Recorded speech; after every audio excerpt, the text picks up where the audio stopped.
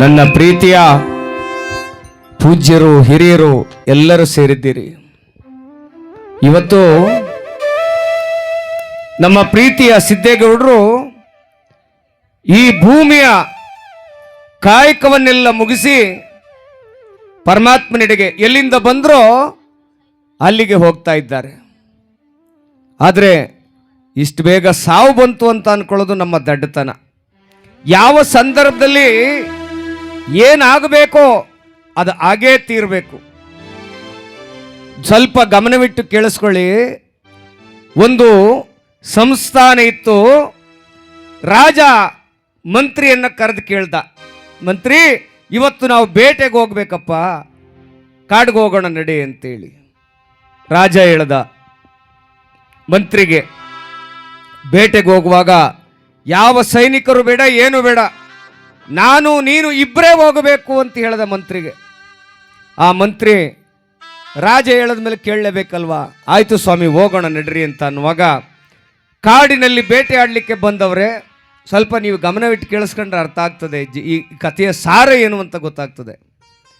ಬೇಟೆ ಆಡ್ಲಿಕ್ಕೆ ಬಂದವರೇ, ಹೊಟ್ಟೆ ಹಸುವಾಯಿತು ರಾಜನಿಗೆ. ಮಂತ್ರಿ ಕೇಳ್ದ, ನನಗೆ ಯಾವ್ದಾದ್ರು ಒಂದು ಹಣ್ಣು ಬೇಕಲ್ಲಪ್ಪ ತಿನ್ನೋದಕ್ಕೆ. ಅವನು ಯಾವುದೋ ಒಂದು ಒಳ್ಳೆಯ ರಸಭರಿತವಾದ ಒಂದು ಮರದ ಹಣ್ಣನ್ನು ತಂದು ರಾಜನ ಕೊಟ್ಟ. ರಾಜ ಏನು ಮಾಡ್ದ, ಈ ಹಣ್ಣನ್ನು ನಾನೇ ಕತ್ತರಿಸ್ಕೊಂಡು ತಿಂತೀನಿ, ಚಾಕು ಕೊಡಪ್ಪ ಅಂತ ಕೇಳ್ದ. ಚಾಕುನಲ್ಲಿ ಕತ್ತರಿಸುವಾಗ ಏನಾಗೋಯ್ತು, ಈ ರಾಜ ಅಪ್ಪಿ ತಪ್ಪಿ ಆ ಚಾಕು ಅರ್ಥವಾಗಿತ್ತು, ಹೆಬ್ಬೆರಳಿಗೆ ಬಿದ್ದುಬಿಡ್ತು ಚಾಕು. ಹೆಬ್ಬೆರಳು ಕಟ್ಟಾಗೋಯ್ತು ಒಂದೇಟಿಗೆ, ರಕ್ತ ಸುರಿತಾ ಇದೆ. ಇವನು ಅಳ್ತಾ ಇದ್ದಾನೆ ರಾಜ. ಮಂತ್ರಿ ಬಂದಂದ, ಏನಾಯ್ತು ಸ್ವಾಮಿ, ಯೋ ಹಿಂಗೆ ಹಣ್ಣು ಕೂತಿದ್ನಲ್ಲಯ್ಯ, ಚಾಕು ಬಿದ್ದುಬಿಟ್ಟು ಹೆಬ್ಬೆರಳು ಕಟ್ಟಾಗೋಗಿದೆ. ಆಗ ಮಂತ್ರಿಯಿಂದ, ಸಮಾಧಾನ ಮಾಡ್ಕೊಳ್ಳಿ ಸ್ವಾಮಿ, ಎಲ್ಲ ದೈವೇಚ್ಛೆ, ಏನಾಗಬೇಕೋ ಅದಾಗುತ್ತೆ, ಆದದ್ದೆಲ್ಲ ಒಳ್ಳೇದಕ್ಕೆ ಅನ್ಕೊಬಿಡಿ ಅಂದ. ರಾಜನಿಗೆ ಕೋಪ ಬಂತು. ನಾನು ರಾಜ, ನಿನಗೆ ಅನ್ನ ಹಾಕೋನು, ನನ್ನ ಬೆರಳು ಕತ್ತರಿಸೋಗಿದ್ರೆ ಆದದ್ದೆಲ್ಲ ಒಳ್ಳೇದಕ್ಕೆ ಅಂತೀಯಲ್ಲ ನೀನು ಅಂತೇಳಿ ಏನು ಮಾಡ್ದ, ಒಂದು ದೊಡ್ಡ ಗುಂಡಿ ಇತ್ತು, ಆ ಗುಂಡಿ ಒಳಕ್ಕೆ ಆ ಮಂತ್ರಿಯನ್ನು ತಳ್ಳಿಬಿಟ್ಟ ಜಾಡಿಸಿ. ಮಂತ್ರಿ ಗುಂಡಿ ಒಳಗೆ ಬಿದ್ದು ಹೋದ, ಮೇಲೆ ಕತ್ತಕ್ಕಾಗ್ತಾ ಇಲ್ಲ. ರಾಜ ಏನು ಮಾಡ್ದ, ಆ ಬೆಟ್ಟಿಗೆ ಬೆರಳಿಗೆ ಬಟ್ಟೆ ಸುತ್ತಕೊಂಡು ಒಂದು ಮರದ ನೀರಲ್ಲಿ ಕೂತಿದ್ದ.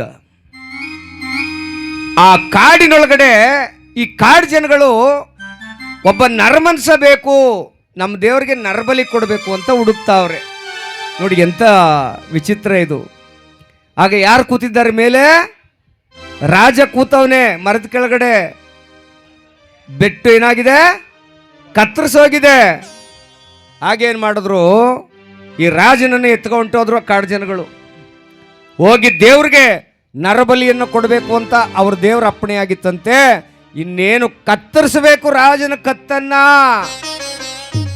ಅಷ್ಟರಲ್ಲಿ ಆ ಕಾಡು ಜನಗಳ ಹಿರಿ ಮನಸ್ಸು ಹೇಳ್ದ, ಇವನಿಗೆ ಕೈಗೆ ಬೆಟ್ಟಕ್ಕೆ ಬೆರಳಿಗೆ ಏನೋ ಗಾಯ ಆಗಿ ಬಟ್ಟೆ ಕಟ್ಟವ್ರಲ್ಲ, ಏನು ನೋಡ್ರು ಅಂದವ್ರೆ. ನೋಡಿದಾಗ ಹೆಬ್ಬೆರಳಿಲ್ಲ.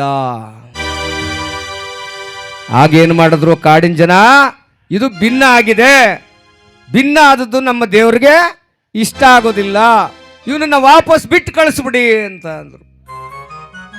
ನೋಡಿ ದೈವೇಚ್ಛೆ ಹೆಂಗಿರ್ಬೇಕು. ಆಗ ರಾಜ ಬಂದ. ಗುಂಡಿ ಒಳಗೆ ಯಾರು ಬಿದ್ದಿದ್ರು, ಮಂತ್ರಿ. ಆ ಮಂತ್ರಿಯನ್ನು ಕೈ ಕೊಟ್ಟು ಮೇಲೆ ಎಳ್ಕಂಡ.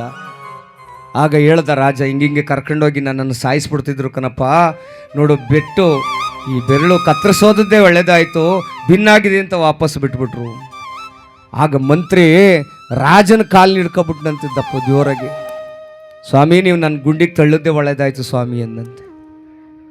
ಯಾಕೆ ಅಂದರೆ ನಾನು ಮೇಲೆ ಇದ್ದಿದ್ರೆ ನಿನಗೆ ಬೆರಳು ಕಟ್ಟಾಗಿದೆ ಅಂತ ತಿಂದು ಬಿಟ್ಬಿಡ್ತಿದ್ರು, ನಾನು ಚೆನ್ನಾಗಿದ್ದೀನಿ ಅಂತ ಎಳ್ಕೊಂಡೋಗಿ ನನ್ನನ್ನು ಬಲಿ ಕೊಟ್ಟು ಬಿಡ್ತಿದ್ರಲ್ಲ ಸ್ವಾಮಿ. ಅದಕ್ಕೆ ಹೇಳೋದು, ಆದದ್ದೆಲ್ಲ ಒಳ್ಳೆಯದಕ್ಕೆ. ಕಷ್ಟ ಬಂತು ಅಂತ ಕೊರಗೋದು, ಸಿರಿತನ ಬಂತು ಅಂತ ಹಿಗ್ಗೋದು ಆಗಬಾರ್ದು. ಯಾವಾಗಲೂ ಒಂದೇ ಥರ ಇರಬೇಕು ಮನುಷ್ಯ. ಕಷ್ಟ ಬರಲಿ, ಸುಖ ಬರಲಿ, ನೋವಿರಲಿ, ನಲಿವಿರಲಿ, ಯಾವಾಗಲೂ ತಾಯಿ ತಂದೆಯರ ಸೇವೆ ಮಾಡ್ತಾ, ಗುರು ಹಿರಿಯರ ಸೇವೆ ಮಾಡ್ತಾ ಪ್ರೀತಿಯಿಂದ ಕಾಲ ಕಳೆದಿದೆಯಲ್ಲ, ಅದು ನಿಜವಾದ ಮನುಷ್ಯತ್ವದ ಧರ್ಮ. ಅದೇ ಗುರು ಹೇಳ್ತಕ್ಕಂಥದ್ದು. ಅದಕ್ಕೆ ಗುರುವಿನ ಗುಲಾಮನಾಗೋ ತನಕ ದೊರೆಯದಣ್ಣ ಮುಕುತಿ ಅಂತೇಳಿ. ಹಾಗಾಗಿ ನಾವೆಲ್ಲ ಏನಾಗಬೇಕು ಅದಾಗುತ್ತೆ, ಯೋಚನೆ ಮಾಡಿದರೆ ಪ್ರಯೋಜನವಿಲ್ಲ. ಸಂತೋಷವಾಗಿ ಇರೋವರೆಗೆ ಅವ ಎಲ್ಲರನ್ನು ನಮ್ಮವರು ಅಂತ ಪ್ರೀತಿಸಿ ಕಾಲ ಕಳೆದು ಹೋಗೋದಿದೆಯಲ್ಲ, ನಿಜವಾಗ್ಲೂ ಮನುಷ್ಯ ಧರ್ಮಕ್ಕೆ ಇದೊಂದು ಸಾಕ್ಷಿ ಅಂತ ಹೇಳ್ತಾ ಕಾರ್ಯಕ್ರಮವನ್ನು ಮುಂದುವರಿಸೋಣ ಬಂಧುಗಳೇ.